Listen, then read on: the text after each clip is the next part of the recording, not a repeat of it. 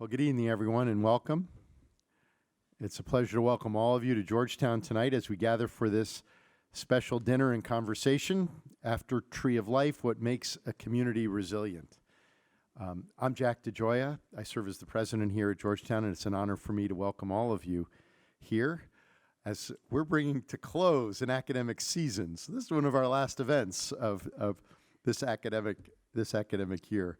In about a week, it'll be hard to find anybody to be able to convene around here, but we still got a little bit of time left, and we're really happy that we are able to gather with all of you, with such distinguished guests and partners and friends from around the globe for this moment of reflection and conversation.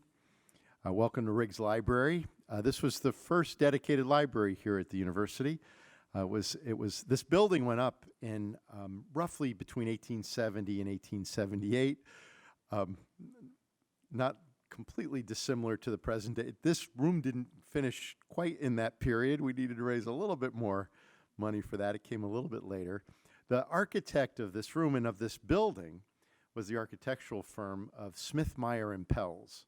No reason why you would ever heard of this, but the old Librarian of Congress, who was a dear friend of Georgetown's, Jim Billington, used to like to tell people that Smith, Meyer, and Pells, the architectural firm, designed two important citadels to knowledge, the Library of Congress and Healy Hall at Georgetown. And these two citadels were on these two hilltops, and all the chaos of Washington went on in between. So welcome to Riggs Library. It's especially meaningful for us to come together in this space with this evening's speakers, with all of you, to reflect on the work and resiliency of the Pittsburgh and Jewish communities in the wake of last year's shooting at the Tree of Life congregation. I want to thank each of you for being here. And I wish to offer my most sincere appreciation to the Pulitzer Center on Crisis Reporting and to our Berkley Center for Religion, Peace, and World Affairs for convening this gathering. I'd like to extend particular gratitude to John Sawyer, the founding director of the Pulitzer Center, and to Sean Casey, the director of our Berkley Center, who we'll hear from just a little bit later in our program.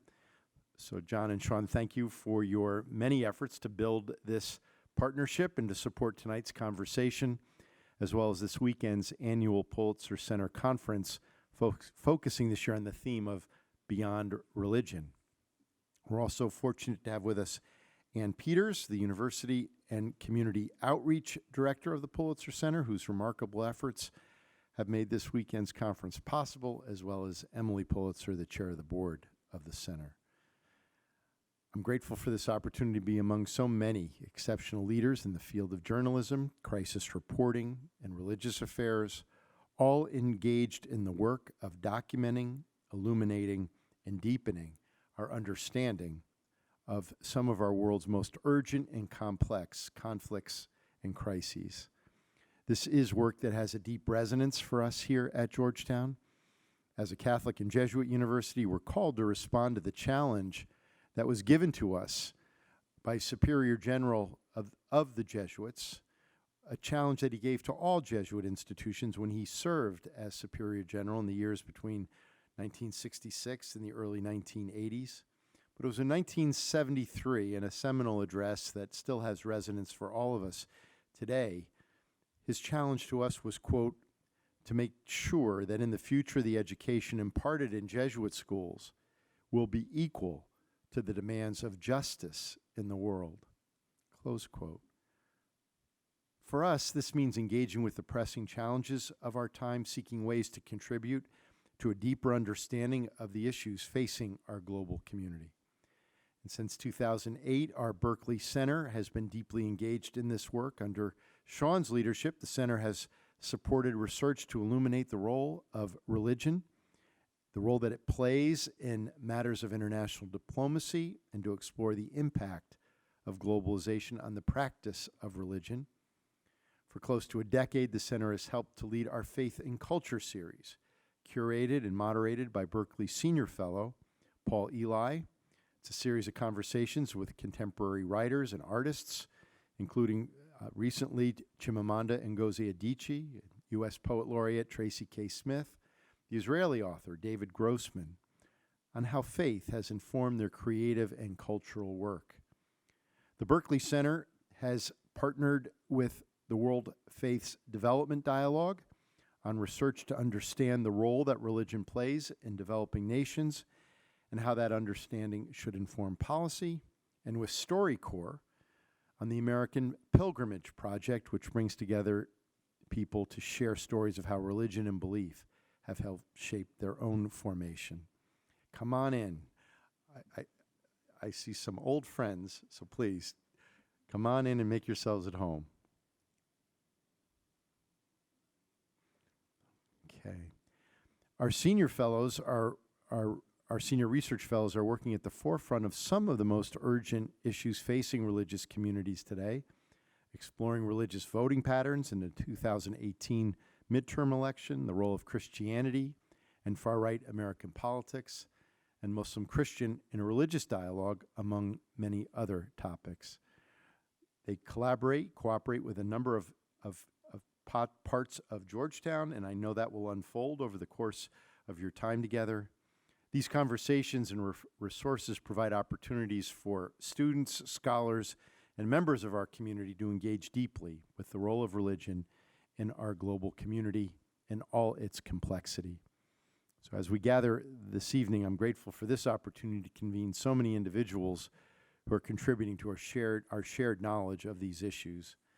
And it's really deeply meaningful to be here with you this evening. And you know, for me, this is, as I said at the beginning, this is about bringing closure to an academic year, and I can't think of a more meaningful way to do so. I'm grateful to be with a number of my colleagues here from Georgetown. One I'd just like to identify, and that was the founding director of our Berkley Center, Dr. Tom Banchoff, who serves now as our Vice President for Global Engagement here at Georgetown. And it's been a joy over these years to be able to work together with Tom on so many of these issues. I'd now like to welcome Father Drew Christensen. Actually, I may ask Drew to stay at his place rather than to walk all the way up here. But Father Christensen, Father Drew is a distinguished professor of ethics and human development in our School of Foreign Service and a senior fellow at the Berkley Center, the former editor-in-chief of the Jesuit magazine America. I'd ask Father Christensen if he'd like to offer a blessing on our dinner.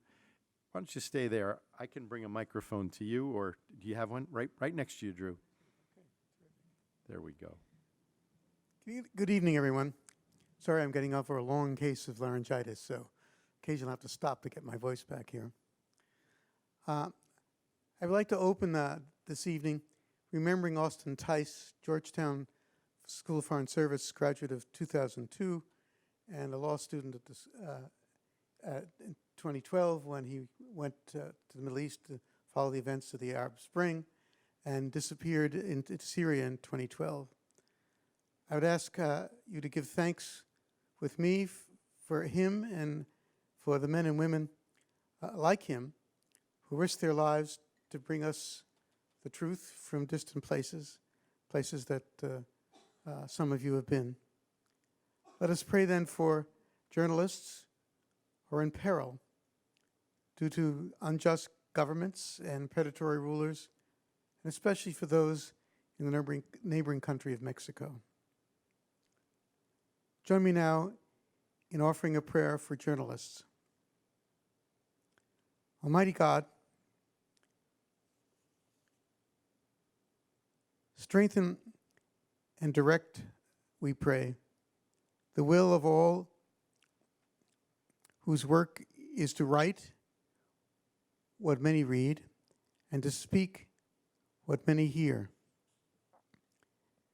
May we hold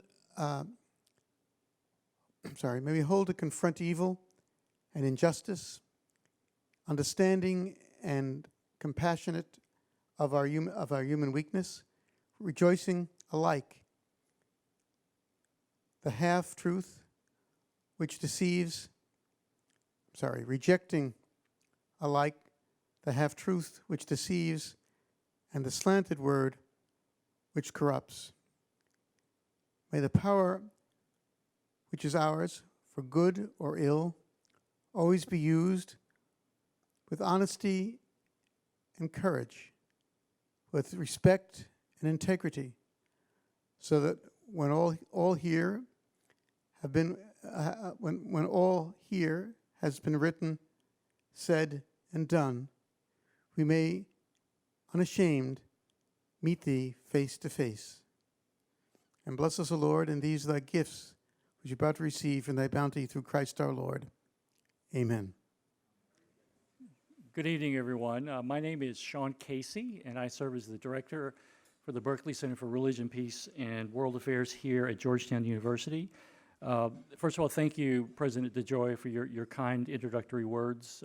This has been an amazing space in my 3 years here at Georgetown University, and some of the most profound conversations and interactions I've had have taken place in this hallowed space at Riggs Library. On behalf of the Berkley Center, I want to say a few things about our strategic partnership with the remarkable Pulitzer Center. I should add, I think the seeds of this relationship were actually sown about 50 years ago.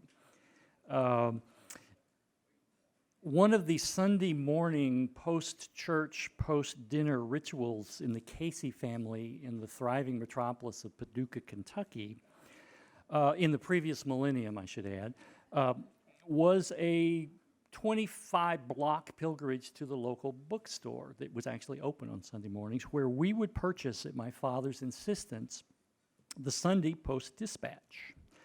Because as he put it, St. Louis papers were better than any of the feeble Kentucky competitors. If you really wanted to know the news, you had to buy a St. Louis paper. And so this was a part of the fabric of my childhood.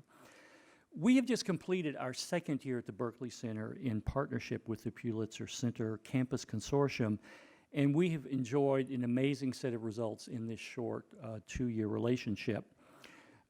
Several Pulitzer grantee journalists have spoken on campus, including Ben Taub and Danny Golden, who are at this year's conference, which starts tomorrow, as well as people like Alice Sue, Robin Schulman, and George Steinmetz. They've conducted a number of public events in this space and others. They have visited classes in religion, in journalism, in foreign affairs, and they've met with students who are interested in applying for the summer research reporting fellowship grants. And so over time, literally hundreds of Georgetown students have been shaped by these kinds of encounters with Pulitzer grantees. Our first summer reporting grantee, Julia Friedman, may well actually have converted to journalism as a vocational goal as a result of having won that fellowship. Now, I should hasten to add, we have gotten no feedback from the Friedman parental units yet on this vocational change, but already you're having an impact on our students in an amazing and positive way, and we look forward to continuing to be members and working with Ann and the crew there. In our strategic thinking at the Berkley Center, we're specifically committed to supporting deep, thoughtful news coverage of religion, particularly in the international arena. It's my belief that the Pulitzer Center is the perfect partner for us as we begin to fill in this strategic aspiration on our part. It's clear to me that Pulitzer offers our students a lot, and so I want to state clearly and succinctly what I believe Berkeley's contribution to the Journalism Guild may also be as a modest part of our exchange, which we have richly benefited so far. First, I would say that in our Berkeley faculty and in our professional networks among the International Religious Guild, we are one phone call, or maybe more appropriately, one email away from a network of literally thousands of international religious scholars. I often say if there's a form of lived religion on the planet, we at Berkeley, either ourselves or in our networks, know somebody who's studying that form of lived religion as part of their central vocational work. It's our hope that we can provide a network of scholarly support for journalists around the world to sophisticate their coverage. And if there's a way we can help resource you in finding connections to the smartest people on the issue in the particular zip code you're working, that's a service that we would like to render back in thanks for what the Pulitzer Center is doing for our students. Secondly, we also have a convening power here, in the sense that we're capable of bringing together scholars to do deep dives on subjects related to religion that journalists want to receive, but simply don't have the bandwidth to do for themselves. So we hope to explore ways that we can find out what are the questions that are unanswered in journalists' minds, and can we find ways to convene smart people to try to answer the questions that the journalists are seeking as part of their professional work. So we're eager to find ways to bring journalists together in formats that will deepen their search for understanding regarding the complexities of religion. And finally, we're also interested in providing a platform for working journalists to help us train future journalists here at Georgetown. As you know, I think the heart of your premise at the Pulitzer Center is that the coverage of international stories is changing and has changed radically. And your institution is filling a gap. You're creating knowledge that would otherwise be missing in American journalism today if you did not fund the grantees that you do. That means universities and other places have to, frankly, change the models of educating the next generation of journalists. I think the old classic large journalism department is, frankly, on its way to becoming a dinosaur in American higher education. So it's my hope that someday we at Berkeley, in partnership with Pulitzer and other entities, may be able to provide more term appointments to journalists who are working in religion and frankly don't have the time to do that long-form piece that's been hiding in the recesses of their brain because of the demands of deadlines in contemporary journalist settings. We hope that we can find a way to employ working journalists to do more long-form pieces and at the same time begin to teach the next generation of journalists, many of whom are waiting among our students. So I think this is a very provocative time. I think this strategic partnership that Berkeley has forged with Pulitzer, we have benefited more than you have from this relationship in the short run. We hope that over time we can begin to even the score, if you will, because there's so much to be done in this space. So in conclusion, thank you, John. Thank you, Kim. Thank you for Ann. Thank you, Indira. And all the Pulitzer staff for what you do. We think these first 2 years have been amazing. We're looking forward to many more decades working together. We're honored to be your partner, and we're grateful that we can contribute to this year's conference, and we're looking forward to tonight's program. So with that, I'll turn it over to John. Thank you.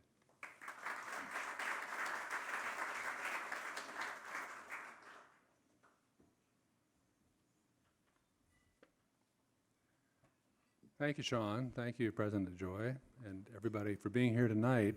What Sean has just described is a demonstration to me of how important these collaborations are to us and the role that we aspire to play in journalism and education in American life. And I want to come back to that, but I wanted to start just with a word or two about the support that we've had from the Henry Luce Foundation that in a way brought us together with Sean and some of his work. Toby Oakman, who's here tonight, from Luce. For the last 6 years, Luce has funded our work on religion and power, making possible unique, in-depth reporting across the globe.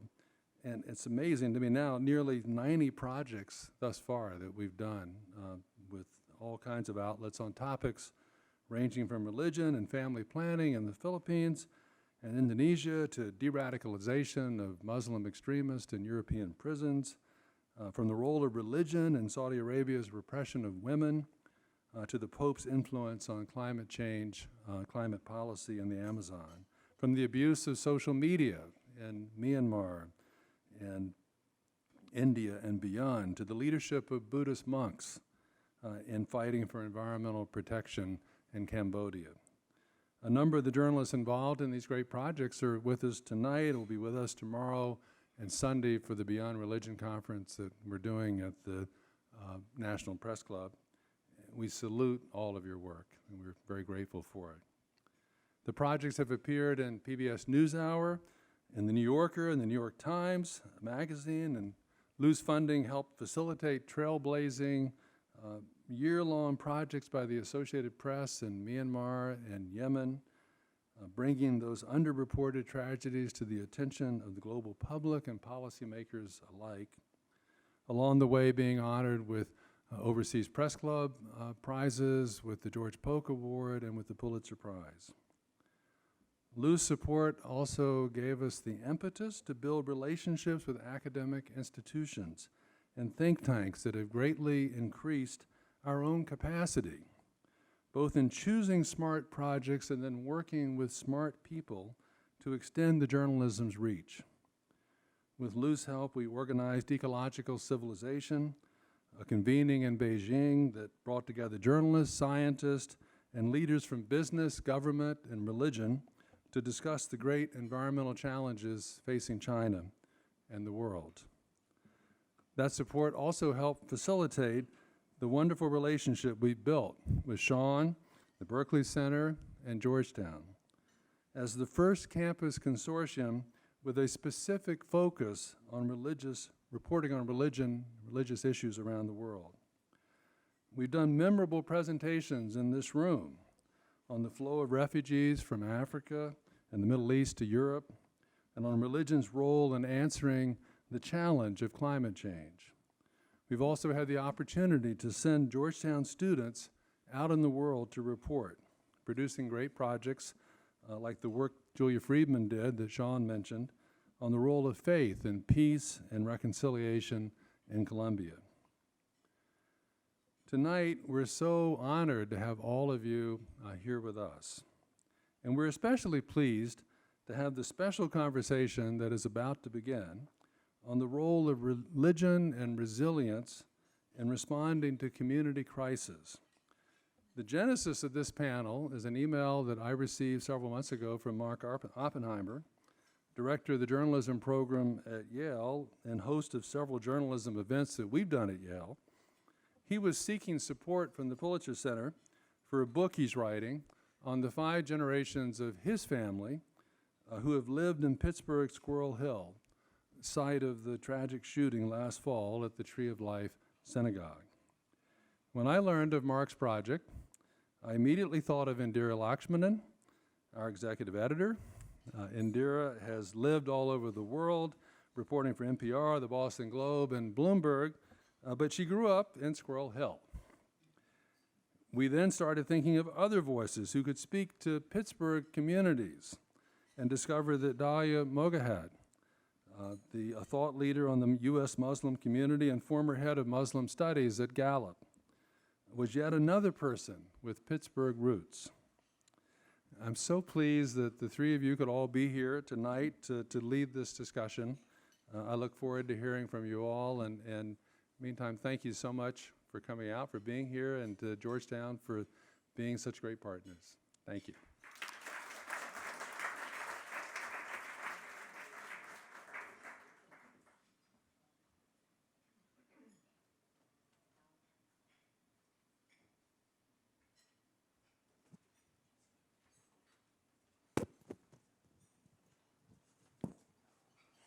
All right. Good evening, everyone. Did you enjoy dinner, I hope? Delicious. Thank you to all of the servers and cooks who made this lovely meal for us. Thank you, of course, to President DeGioia and to Sean for hosting us. And John has very nicely set up this conversation.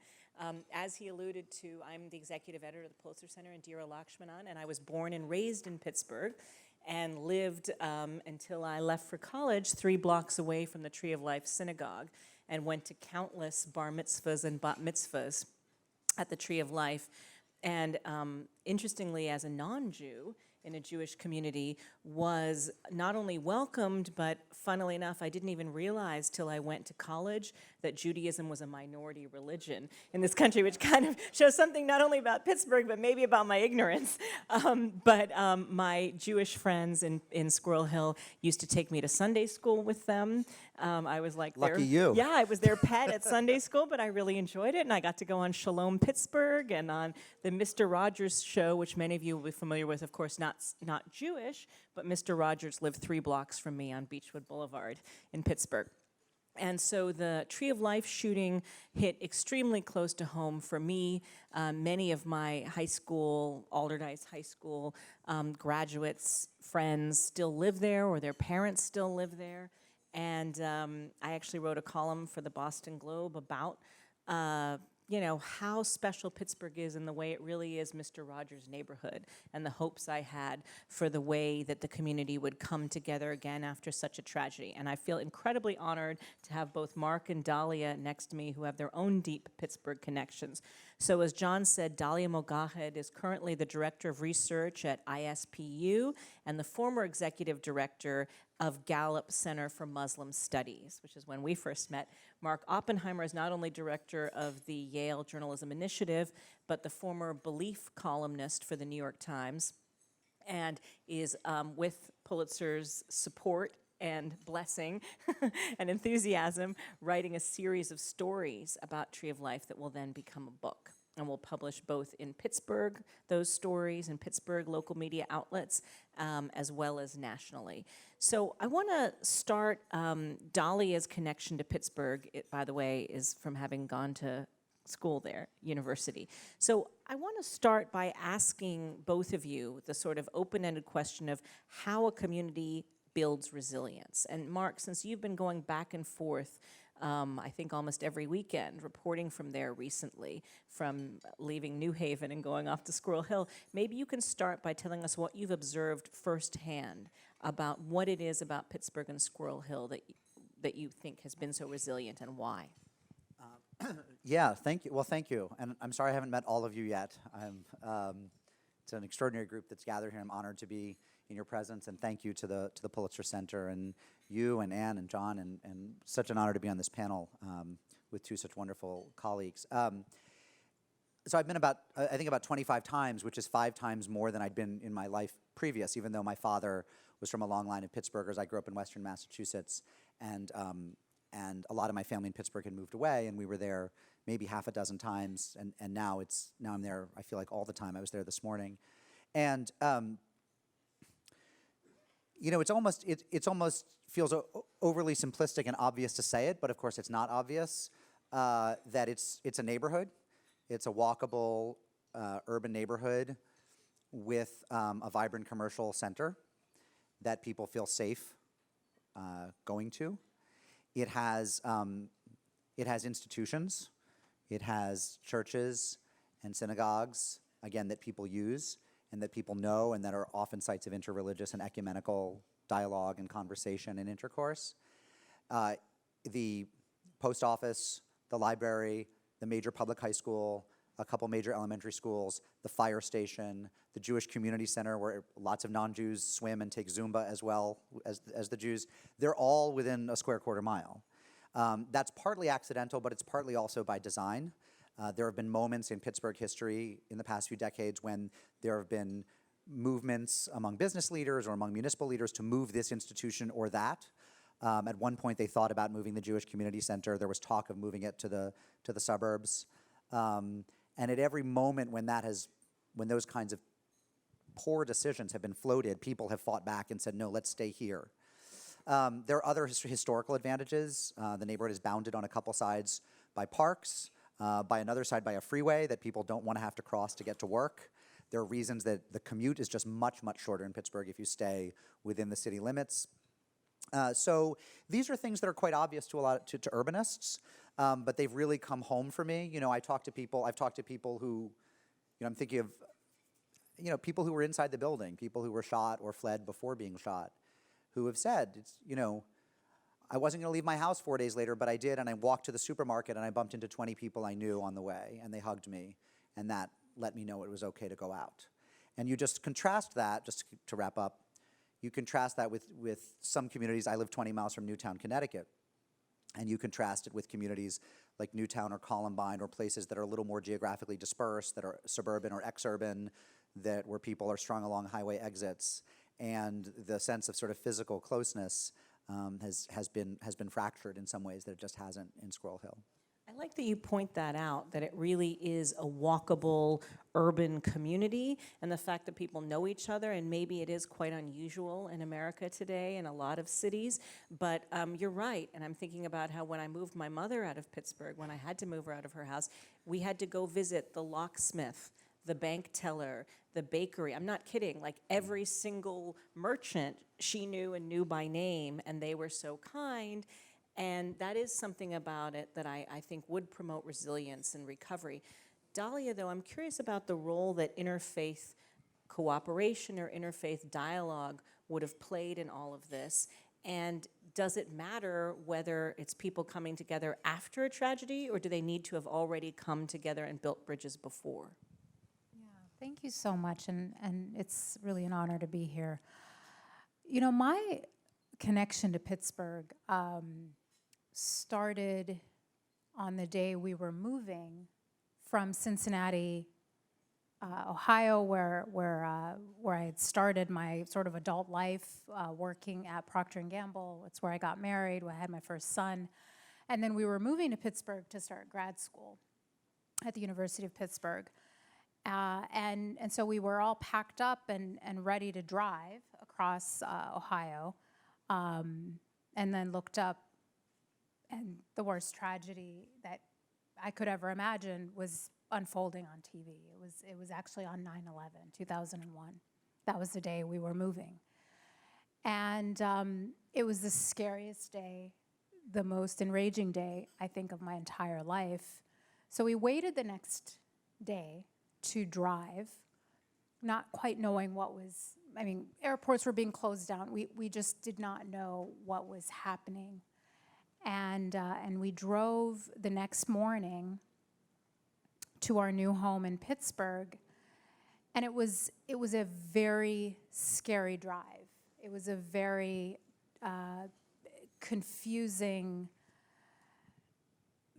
mixed emotions of both anger at what had happened, fear at what could be the backlash at someone who looked like me, who was so visibly Muslim.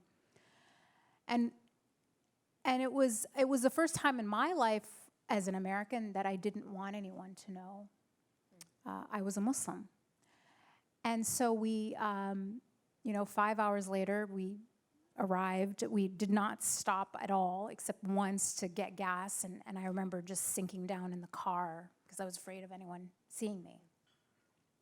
We moved into our duplex, with another family the day after 9/11, and here's the new family, moving in next door. I'm sure they had their own feelings about that, but we became good friends, and then that first Friday was our first day in our new city. We had never been before, and we were trying to figure out if we were going to go to the mosque, and there was some very rational reasons why people were afraid of that first Friday, because we just weren't sure how people were going to react.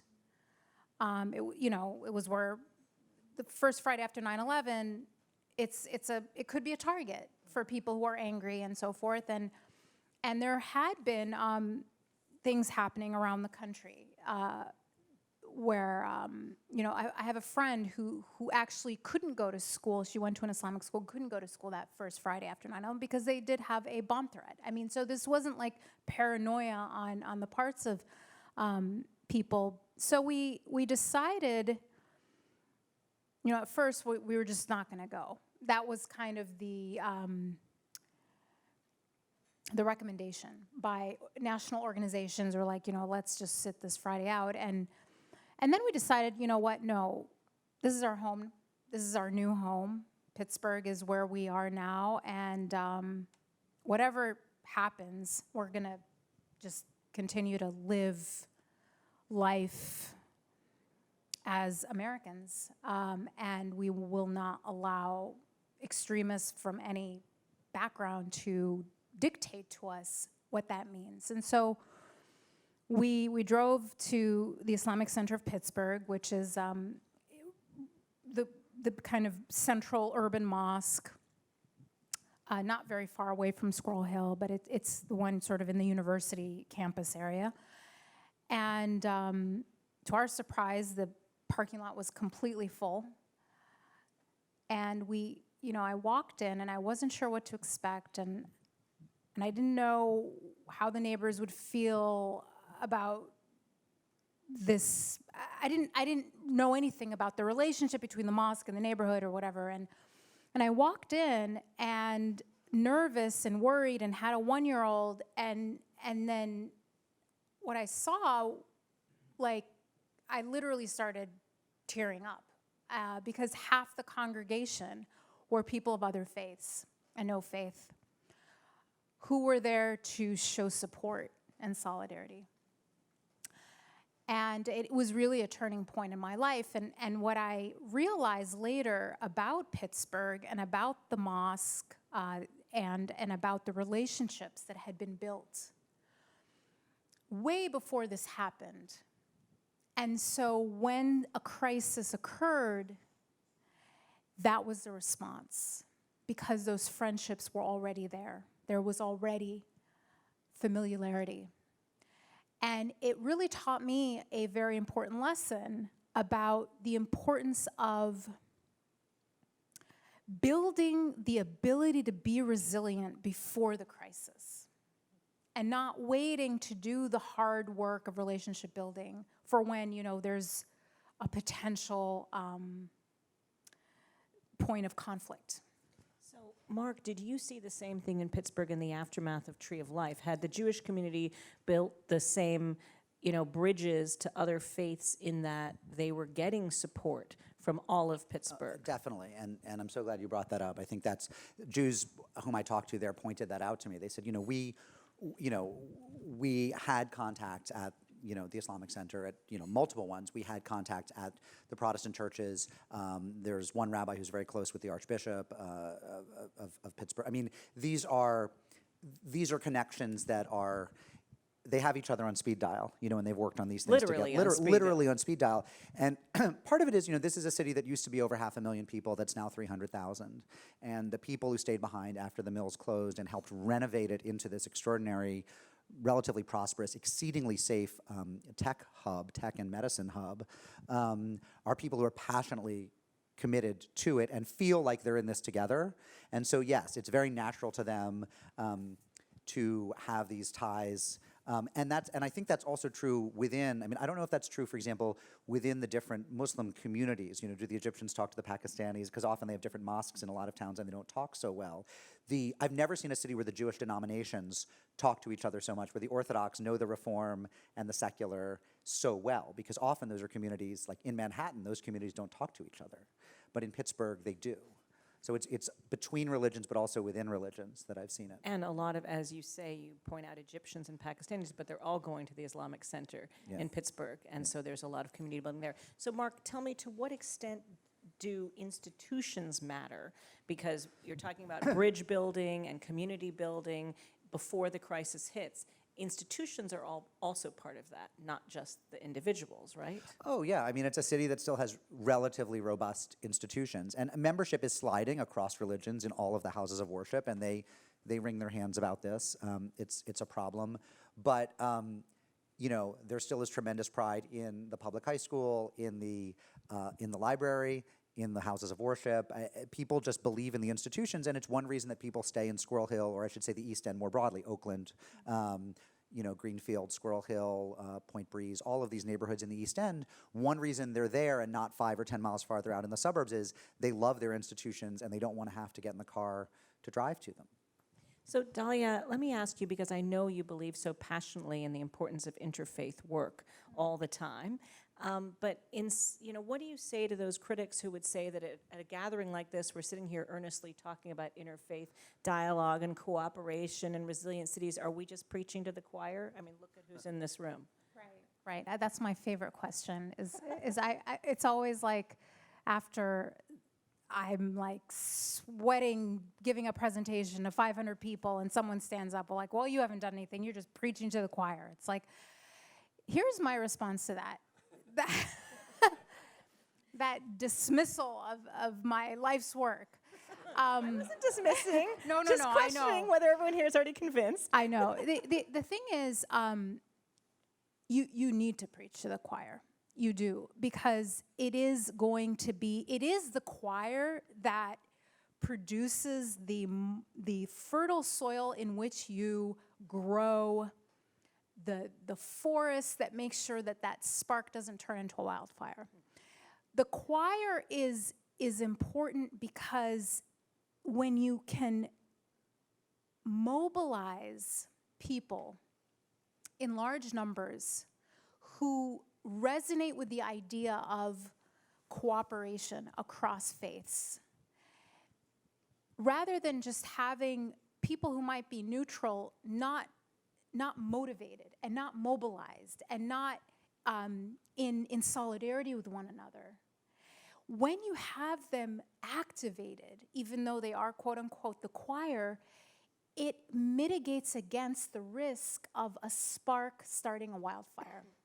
When you don't do the hard work of relationship building, even among choir members, and people are they might be easily convinced with your point of view, or they might even agree with you in terms of wanting a pluralistic society, but they're not mobilized. Then a very small group of highly motivated fanatics in the other direction will start a huge conflict, and the rest of, sort of the silent majority has not been activated. And I say that, when you look at research on something like opposition to building a mosque in a neighborhood, if you can randomly find any Muslim anywhere in America and ask them, have you ever experienced a situation where your community was trying to build a mosque and there was opposition? I guarantee 100% they will say yes. Every community I've been a part of that was trying to build a mosque, there was some kind of opposition movement against. And this is way before 9/11.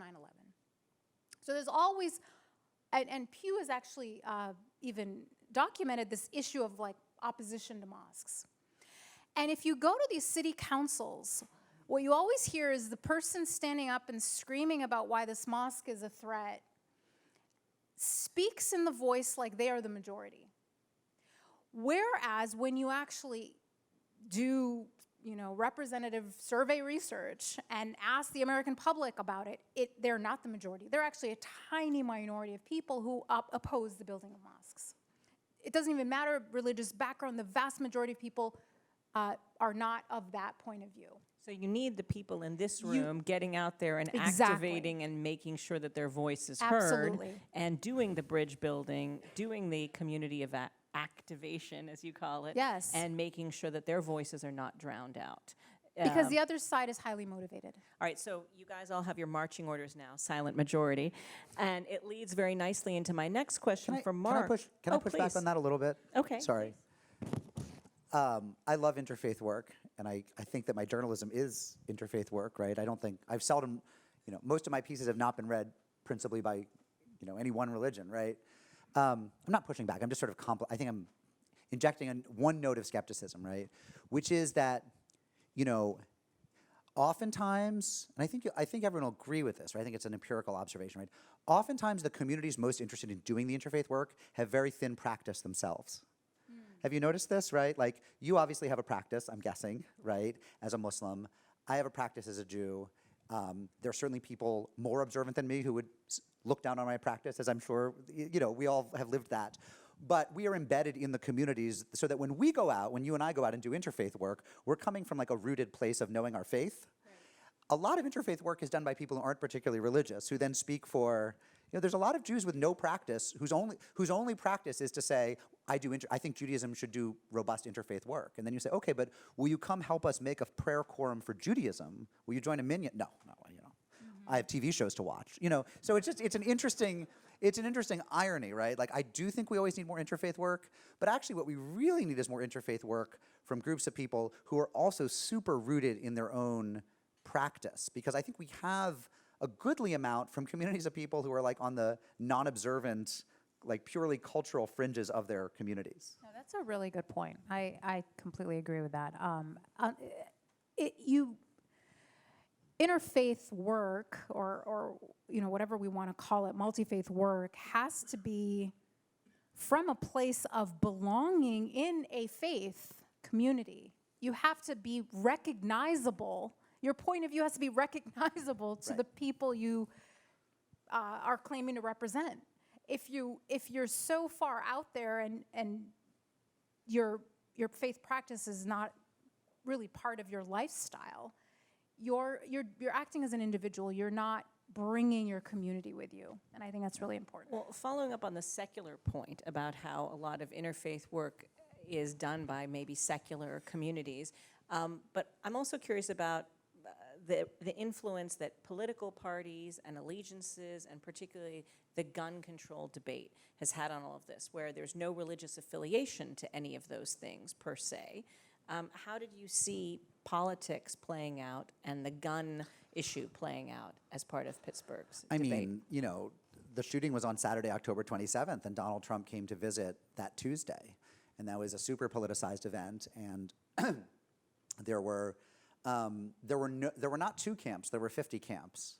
You know, there were people in, and I'll speak about the Jewish community, though I know these feelings were shared in, you know, Squirrel Hill is not majority Jewish. I mean, it has a lot of Jews, but it's not what it once was in terms, you know, it might be plurality Jewish in some, if you looked at it in some way, but there are lots of people there aren't Jews. But let's say within the Jewish community, there certainly are Trump supporters, and they were excited for him to come. There are anti-Trumpers who said he shouldn't come, ever. There are people who said, come when Shiva is over, when the 7 days of mourning are over, which was very prolonged because you couldn't, it was a crime scene and they couldn't bury the bodies until the medical examiner was done with them. So in Jewish tradition, you try to bury people within 24 hours. You want to bury them right away. That wasn't possible because the FBI was still working on the scene, and then the medical examiner had to work on the scene. So the Shivas actually started sequentially over that week and really lasted into 2 weeks later. So Trump came when the bodies hadn't been buried. He came on the day of the first funerals. And so there were people who said, well, why doesn't he come in a couple weeks? Show a little respect, because even if he were a totally benign figure, his motorcade is going to jam up people who need to get to funerals that are going to draw thousands of people. So there were a million points of view. And then there was this further politicization, which is that the rabbi of Tree of Life Synagogue, which is one congregation that owned the building but rented to 2 other congregations. So there were 3 congregations that lost people in the shooting of the 11 people from 3 congregations. But the rabbi of the sort of landlord congregation did receive Trump and meet with him. And there were people who felt that was completely wrong. There were people who felt that was exactly the right thing. I think his position was one of kind of radical hospitality, that he will meet with anyone. Which also is a position that had some adherents. So it very quickly got politicized. And then I've talked to people who immediately felt that the only ethical response to this was to make it about gun control. I've also talked to people from people in their 80s all the way down to teenagers who said this was the worst thing you could do was politicize this, because the people in real grief needed to mourn and heal and bury their dead before we even talked about scoring political points. But so yes, it was heavily politicized in all sorts of ways.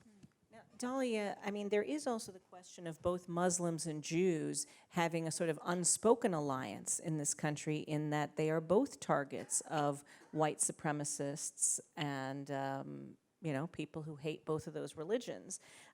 So is there a way in which you see that natural alliance playing out? Do you see Jewish and Muslim groups coming together to fight white supremacy on 4chan or Gab, that social media platform where this the shooter in Pittsburgh was apparently radicalized or shared his radical views?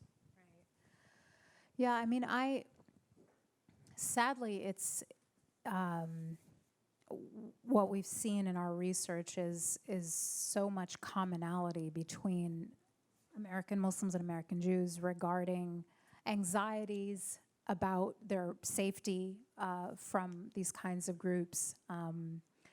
We've also seen empirical links in the data between anti-Semitism and Islamophobia. I mean, one of the strongest predictors of Islamophobia is anti-Semitism. I also, you know, after this horrific act with the Tree of Life Synagogue, I think there was a special kind of response from the Muslim community. I mean, I'm very close. It was, in fact, the Islamic Center of Pittsburgh that kind of led the charge of wanting to reach out. And I think that a lot of people are feeling like they've never felt this vulnerable, and there's this common cause that's felt with the Jewish community. So beyond that sort of anecdotal feeling, do you have actual data that you can share with us on Muslim-Jewish Absolutely. relations? So we've looked at, we just released a study on May 1st with the Institute for Social Policy and Understanding. We've been doing a survey every year where we ask a representative sample of Muslims, Jews, Catholics, Protestants, non-affiliated Americans, all the same questions, identical Hindus, surveys. Zoroastrians. Or, no. Sorry, we don't have that kind of budget, but I would love to ask. I'd love to ask those other groups as well. It's a matter of Hindus are not a small group, but percentage of the population. Yeah, they are, and so we focus on Muslims, and that's all we can afford, unfortunately. But if you Muslims- have a place to, Muslims and Jews barely rate as a percentage of the population. I mean, we're really. I know, But, but then no, when I'm you get agreeing with to you. They're Hindus, much it's higher than even- Hindus yeah, and yeah. much higher than Zoroastrians. yeah. So there it Baha'i. is. No, I'm just kidding. I Yeah, mean, right. Well, you can keep going. We can keep going. Right. But anyway, what we found is that, there's a narrative. It's a very interesting, there's sort of like these two competing narratives right now about the relationship between Muslims and Jews. One says that these two groups are sort of like natural enemies, that they are there's this enmity between them and they hate each other. Then there's another narrative that is a lot quieter but a lot closer to reality, which is that they are finding common cause. And what we found in the data was that the most positive faith community in America toward Muslims were Jews. Jews are scored the lowest on the Islamophobia index, only second to Muslims themselves, which was, unfortunately, Muslims don't score 0 on that. I wish they did. Wait. Meaning Muslim antipathy toward Muslims? Yes. It's good to know there's self-loathing people in every faith community. Yes, It's good there to, are. Because I think Jews win on that. Like, I think we'd get the gold medal, but I'm glad you'd be in the competition. I think you're in very tough competition with Muslims, unfortunately, about that. But so the most positive toward Muslims were Jews, and they were also the most likely faith community to say they knew a Muslim. They had a Muslim friend. The most likely faith community to have positive opinions or favorable opinions of Muslims. In fact, the majority do. And then when you look at Muslim views of Jews, it's exactly mirrored. And so the idea that these two communities are in this, natural enemies is just not borne out in the evidence. So I thought that was really important. And then the other link that's really important is antipathy toward one group is linked to antipathy toward the other. So anti-Semitism, one of the strongest predictors of Islamophobia in the data. fascinating. I want to open it up to questions, but I have one short, so think of your questions. Have them phrased as a question, not a statement. And I'm going to just ask Mark one last short question, which is the role of, we've talked about Muslims, we've talked about Jews. What has been the role of outsiders, non-Jews or any kind of outsider, visitors from outside the neighborhood of the city in the healing? Has it been positive or negative? Well, some of it's very positive. That's a great question. Some of it's very positive. There have been people, look, the outpouring, there's certain kinds of love that have been shown by people, not just internally, but let's say from outside, that are crucial, right? So the GoFundMe campaign that was started by a Muslim who lives in America now, that raised a ton of money. The letters, the thousands of letters from mosques and churches and temples that come in from all over the world are so crucial to the sense of well-being and being supported. Certain financial support, letters, missives, and so forth. But also there have been missteps, right? And some of them from Jews. People who in the first week or two came from outside the community and said, we have to be there for the Shiva. Let us into the house of mourning because, when there wasn't enough room for the thousands of people from the community who wanted to get into the funeral or into the Shiva at someone's house. There were opportunistic rabbis who came for photo ops. And look, it was well-meaning. Everyone wants to be on the ground in this hallowed space where people have been martyred. And that's understandable. But I have also talked to people in the community who, remember, especially among observant Jews, if you're an Orthodox Jew and Orthodox Jews come from out of town, you don't say go to the Ramada. You house them and you feed them. You make sure they have a place to go for Shabbat. You make sure there's enough kosher food. And these demands were being put on a community that was already highly stressed and highly traumatized. So there were definitely people who were saying politely to some well-wishers who wanted to come visit, why don't you wait a few weeks or a month or a year and then do it? But it was that's a very big topic. It's sort of the role of well-meaning visitors. Okay. Can we open it up? Do we have a microphone out there for some folks who may have questions? Yes, please. Yes. And just identify yourself. so Jonathan everyone Brown, Georgetown. Hi, Dahlia. knows. How much Professor ro- of Georgetown at religion. What is the role of the either changing or non-changing, or just the Israel opinions around Israel-Palestine issue for this Muslim-Jewish relation question? Well, that's an important, complicating factor, obviously. So we haven't looked at that question specifically, so I can't tell you, how it correlates with views and so forth. But there is data to show that it has, for many people, for the majority of people, not poisoned the relationship to such a degree that it overshadows, maybe some more common ground that people share as, as Americans. Yes, we have a question here from Amber Khan, host of Interfaith. Interfaith Voices. Voices now inspired. Thank you. There was a phrase, Mark, that you used, and Dahlia, you agreed with, that I would really like to find out if there's if there's been some ethnographic research or studies around, and that's the identification of people engaged in interfaith work, as you say, is thinly embedded within their own faith communities.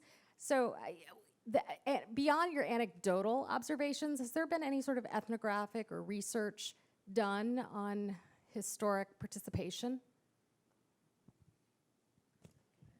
That's yours, because you're the quant here. Yeah, so what I will actually comment on that, but perhaps not exactly on interfaith work. So what we do know from research on religion and tolerance toward other faiths is that, kind of counterintuitively, people with a deeper devotion in their own faith are actually more likely to express tolerance or respect for people of other faiths. So that's one thing that I think is important. A second thing that I wanted to share, which is it's not quite exactly what you're asking, but I think it's worth mentioning, is we did look at predictors of Islamophobia in our research, both protective factors and predictors.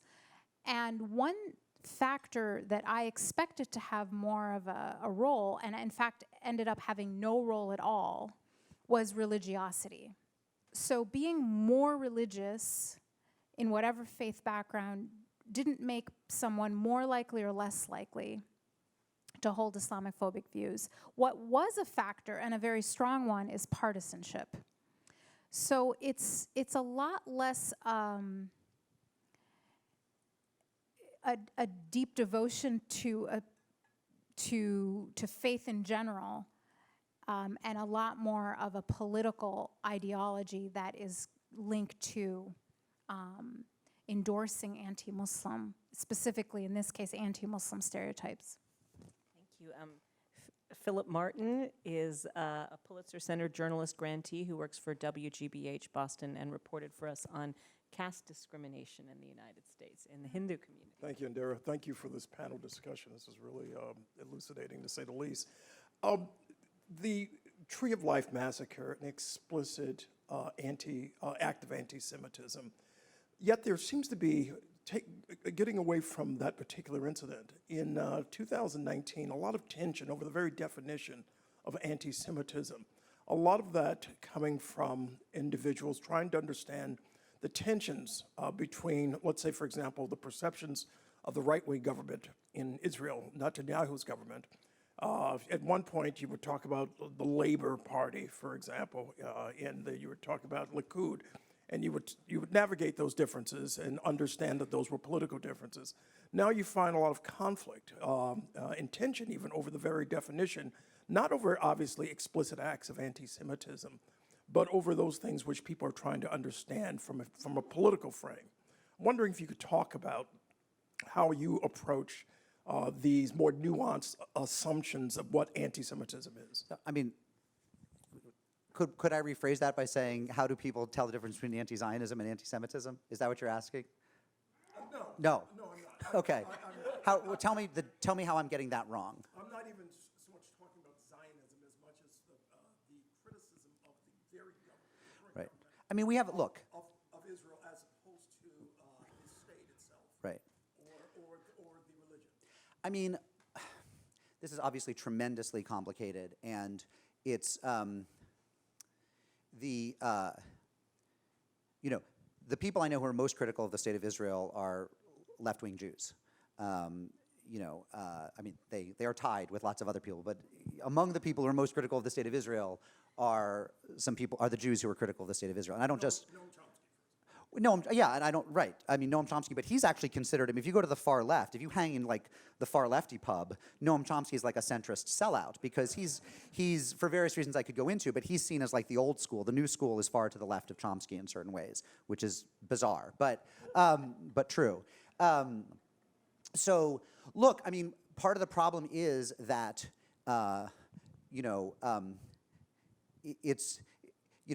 even if someone's not an anti-Semite, if anti-Semites think you're an anti-Semite and are willing to claim you, that's problematic in and of itself, right? So there's all this discussion about, is Jeremy Corbyn an anti-Semite? Well, I don't know. We know that anti-Semites really like Jeremy Corbyn, and that's interesting, right? It's not dispositive of anything. Historically, the Jews aren't the only people that one can sort of say are historically allied with a particular part of the world, right? And so, the conflation between Cuban identity in Florida and whose the government is in Cuba is another one that's very close and gets highly politicized. I will say that I think that as a Jew, and by the way, I hate misery derbies. I hate saying like, well, we're more oppressed than you. We suffer. I mean, you could look at ADL or FBI statistics and start saying, well, this group suffers more hate crimes than this group, and right. I'm not so interested in that. I think those are important facts. I don't think they're the most interesting ones. What I can say as a Jew is I am gobsmacked at how stupid some people are about what's obviously anti-Semitic, right? I mean, the caricature that ran in that European edition of the New York Times, I don't know a Jew who wouldn't think that's anti-Semitic. And I'm someone who's generally fairly skeptical of sensitivity training, but when I heard that maybe some editors were getting sent for sensitivity training toward Jews, I thought, well, good, I'll volunteer.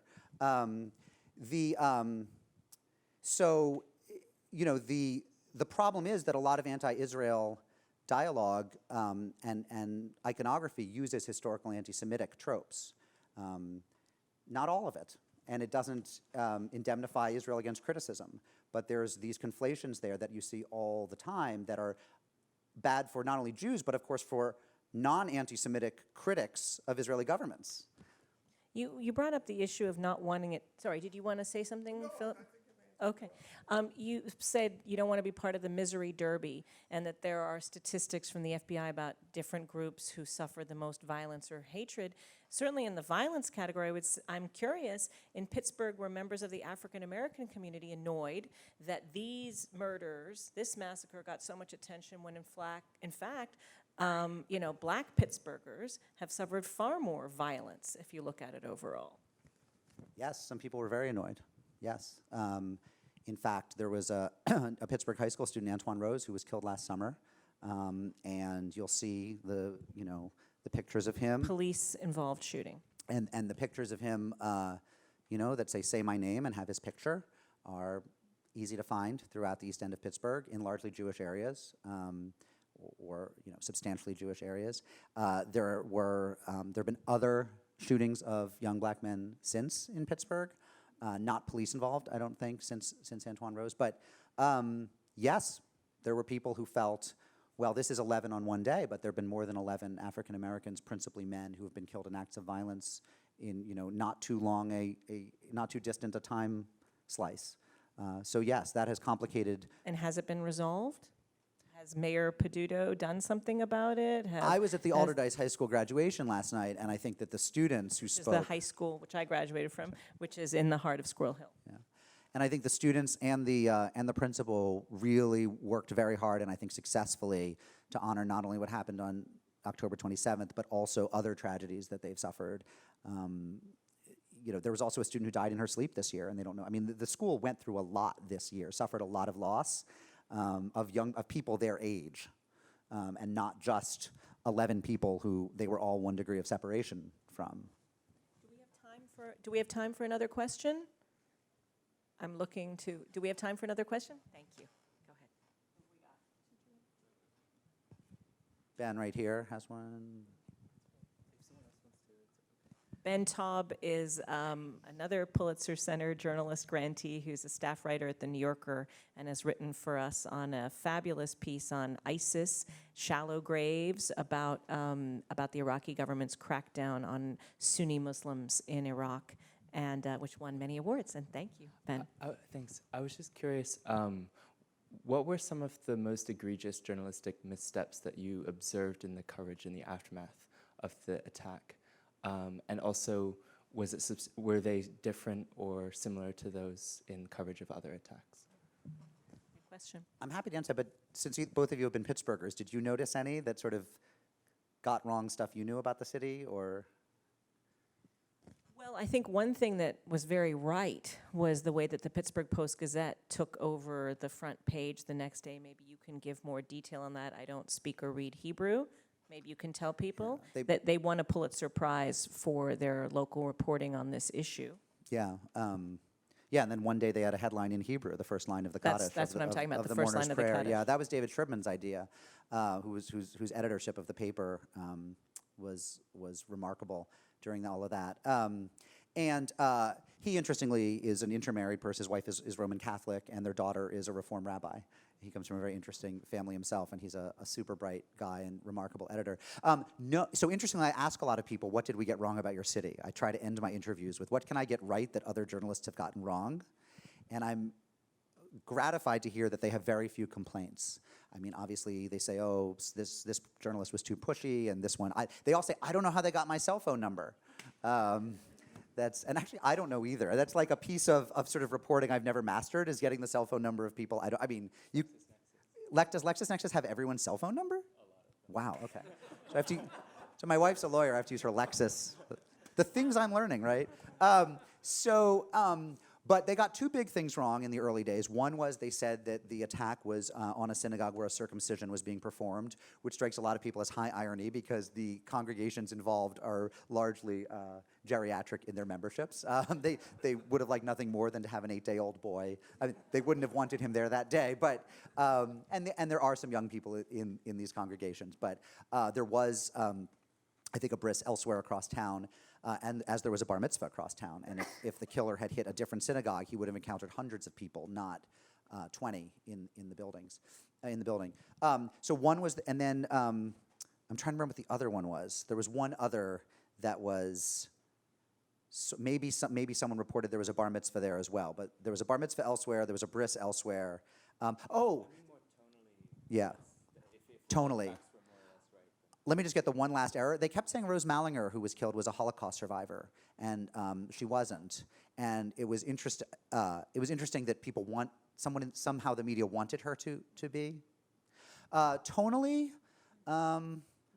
no. I actually think that they got a lot. Oh, there was some criticism of the Pittsburgh city officials who kept repeating the killer's name. And as a lot of you know, the practice generally these days is to try to avoid, trying not to say the killer's names because that's what they want, and we try to go on sort of lockdown, so to speak, against naming them. And interestingly, I don't think there's probably nobody in this room who can name the Virginia Beach killer. I would challenge you, because the journalists have kept such a practice now going so much further in that direction that, he was barely named. But I mean, I'm not criticizing anyone in Pittsburgh for anything they did in those first few days. That's just one other misstep I've heard mentioned. Well, I think this is a larger conversation about how we treat, and that's what I'm going to be talking about tomorrow, but how we treat perpetrators of different backgrounds. The idea of not saying their name, I think, is a great practice, but we don't apply it to everyone. Everyone knows the name Omar Mateen, everybody knows. I mean, certain names do get repeated very often. One thing that we actually wrote a memo encouraging media to not make mistakes we've seen elsewhere, and I think they did a great job in general. But one practice that, you know, even after the New Zealand shooting, is the humanizing story of the shooter, is the childhood pictures. It's like, you know, what went wrong, and this guy's, and it's all we focused. see that more. I've studied this. We see this more when the killer is white. Exactly. And we don't see it very much when the killer is Muslim. Of any other background. Of yeah. any other Black, background, but especially Muslim. Muslim, yeah, whatever. So that didn't happen. That was really good. But some of the problems with coverage of hate violence or white supremacist extremism is a focus on the perpetrator's human story versus their victims. And so we've been like studying this media phenomena, and we're really worried that it would happen again with this incident. We actually wrote a memo to the media contacts we had to avoid these things. The other thing that Can I just interrupt for 1 second? I think that news organizations have increasingly, they're aware of that more and more, particularly in the last year or two. And Sam Dolnick, who's one of the editors at the New York Times, who's on our board, the New York Times was very careful in their coverage of the Las Vegas shooting, if you recall, to do profiles of each and every one of the victims. May I interrupt as well? Is the reason that we don't want to do it, I'm sincerely asking because I struggle with this, right? Because I think my job as a journalist is to tell readers the things they want to know. And is the reason we're not doing it because there's something like metaphysically corrupt about honoring them with a story, or is it because we pragmatically think it creates copycats? I think both. I mean, I think it's both. And I hear what you're saying about we want to tell, you know, our readers what they want to hear or what they're interested in knowing more about. But there's a certain framing where certain criminals are seen as aberrations that we want to dig into and understand what went wrong. Whereas other kinds of criminals, we don't even need to hear any more than their name, and we already know their story. We don't go back into their story and find out what went wrong in their life, because they're also an aberration, rather than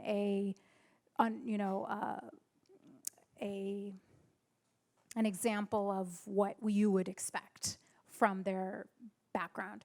And so I think it's the double standard that I'm struggling with, that the way we frame crime in one community as an aberration or a glitch, whereas from another community it's a feature. I mean, I think, pragmatically speaking, but I struggle with this. Pragmatically speaking, I think we want to avoid copycats, so we don't. I mean, in my book, I'm not planning to name the Pittsburgh killer. Well, that is, when you talk about journalism ethics, the focus is always on avoiding copycats and not wanting to glorify, think of the Virginia Tech killer, But who it comes clearly in wanted to be but it comes in conflict with what I think is part of our job, which is explaining people. And so my answer to the double standard would be apply one standard. Which, if it weren't for the copycat factor, I'd say, right, let's apply one standard to every killer and humanize them all by getting their backstory, because I want to understand. I mean, I've interviewed white supremacists and given them lots of ink, because I really do think part of the job is to understand why someone would give in to this kind of radical evil inclination. So I'm tortured by the idea that journalists might stop asking questions about the backgrounds of criminals, I think. But I agree, there shouldn't be a double standard. Every time a crime is committed, we should have an instinct that wants to know, where's that person from, you know, because we have to care about all humans and why they do what they do. So I'm tortured by that problem. Well, at the risk of stopping people from asking questions, I feel that unless someone has a burning question, I should be respectful of everyone's time. And you can grab any one of us. Raise your hand now if you have a burning question. Otherwise, you can grab these two afterwards. So I want to thank our hosts at Georgetown and hand off to who is going to be giving us our closing farewell. Is that Sean?